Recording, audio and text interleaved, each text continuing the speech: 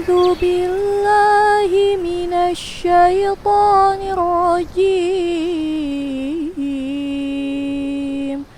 بسم الله الرحمن الرحيم.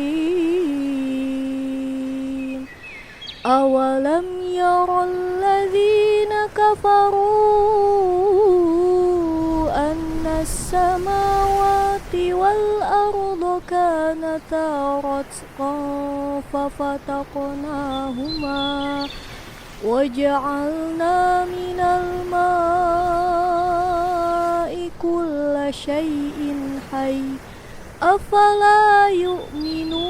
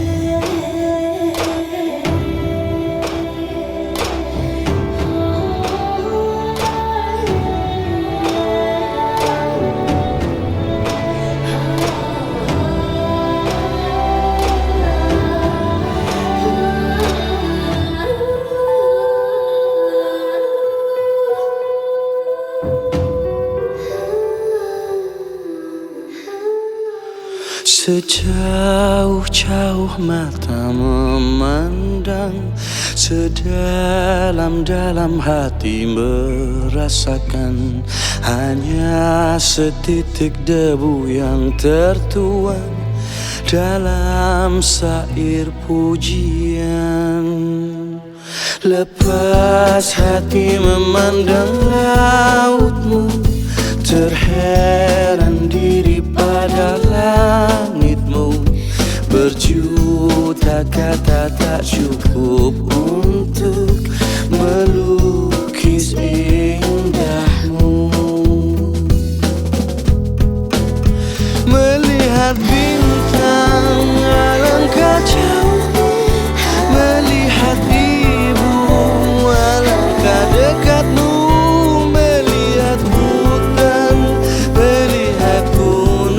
Siapa menjagamu?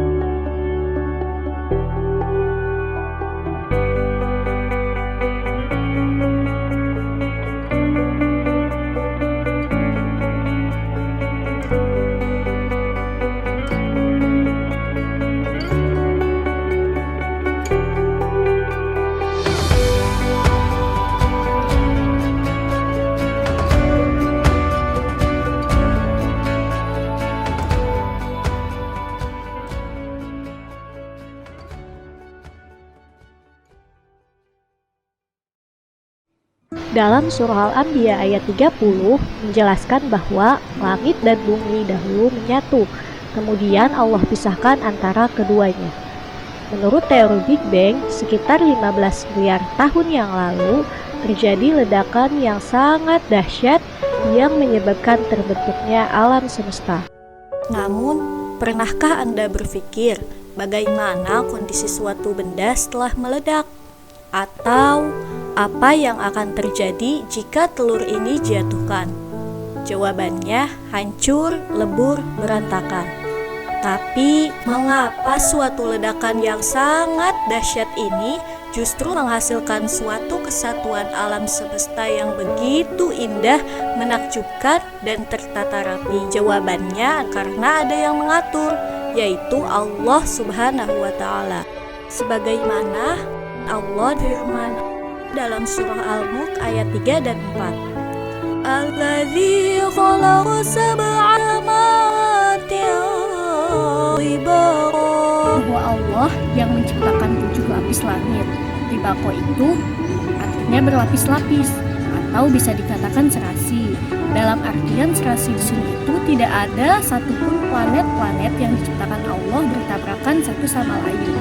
Atau jika melihat dari makna asal, serasi itu tibaqo itu berlapis-lapis, yang artinya yang satu di bawah, yang satu di atasnya ada lagi, sehingga planet-planet itu berputar pada porosnya, tidak bertabrakan satu sama lain.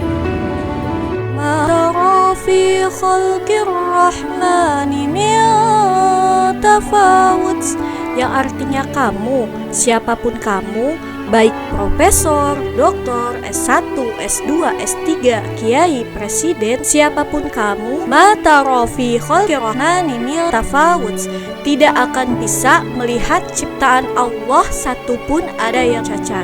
Farji'il basara hal tara min futur. Silahkan kalian lihat lagi, kembali lagi, silahkan kalian lihat lagi. Apakah di langit itu ada yang retak? Mengapa langit bisa kokoh? Sampai kapanpun kalian tidak akan bisa menemukan ciptaan Allah ada yang cacat. Selain teori Big Bang, ada juga teori ekspansi yang menyebutkan bahwa ada suatu siklus di jagat raya. Dalam masa ekspansi, terbentuklah galaksi-galaksi serta bintang-bintang di dalamnya. Pada saat terjadi ledakan, maka unsur yang pertama kali terbentuk hidrogen dan helium. Hidrogen dan helium ini kemudian berdekatan, berkumpul, membentuk suatu matahari.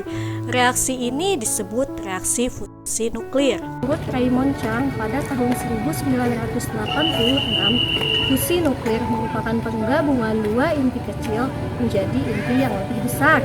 Pada saat inti ringan ini bergabung menjadi inti yang lebih stabil, maka akan mengeluarkan energi yang sangat besar. Maka reaksi ini sering disebut sebagai reaksi termonuklir. Berikut adalah contoh dari reaksi fusi nuklir matahari. Satu atom hidrogen bergabung dengan satu atom hidrogen lain membentuk deuterium, satu positron dan satu neutrino. Selanjutnya, deuterium bergabung dengan inti hidrogen membentuk isotop helium.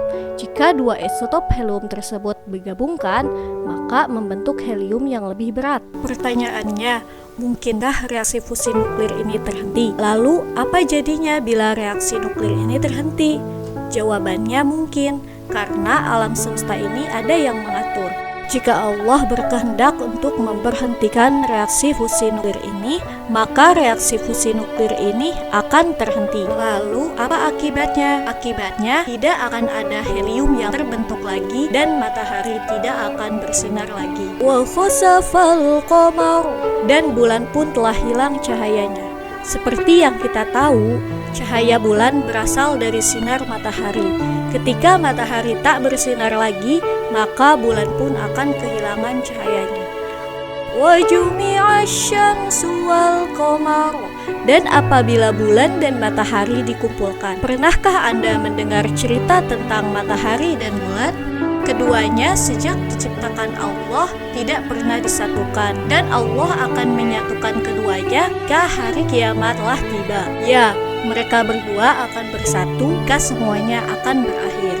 Itu hanya salah satu gambaran di hari kiamat saja, hanya salah satu. Sedangkan dalam Al-Quran masih banyak gambaran-gambaran lainnya tentang hari kiamat. Seperti idza syamsu kuwirat, apabila matahari digulung, wa idza nujumu kadarat, dan apabila bintang-bintang berjatuhan, wa idzal jibalu suyirat, dan apabila gunung-gunung dihancurkan.